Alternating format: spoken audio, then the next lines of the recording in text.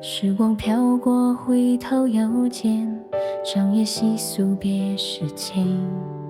唤醒有爱不见半點，一生兩相總也是先生，誰可想到誰能預算？其實你對我痴情，藏在暗裏多年，在這天終於要說一遍。我怎麼可狠心的欺騙，但也不忍跟你絕情。我匆匆地再喝一杯，沒法清醒，作決定。難怪曾說着不能成為知己的，怎麼可能相戀？這晚我認真聽見，而我和你已經能成為知己，終何不可能相戀？我卻怕未可以遇見，有情如仍未變，最終雙方都會醒。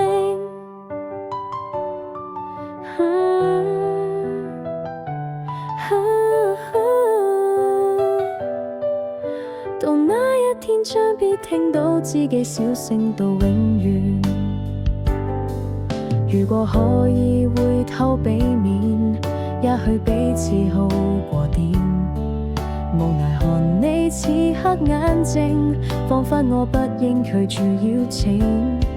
誰知應要如何辯證，才是有愛如痴情？為害怕愛火燒完，現有的知己已再不見。我怎麼可狠心的欺騙，但也不忍跟你絕情。我匆匆地再喝一杯，沒法清醒，作決定。難怪曾說着不能成為知己的，怎麼可能相戀？這晚我認真聽見，而我和你已經能成為知己，總何不可能相戀？我卻怕未可以遇見，有情如仍未變，最終雙方都會醒。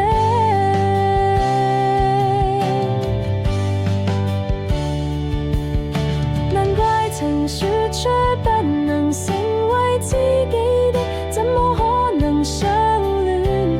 這晚我認真聽見，而我和你已經能成為知己，總何不可能相戀？我卻怕未可以遇見，有情如仍未變，最終雙方都會醒。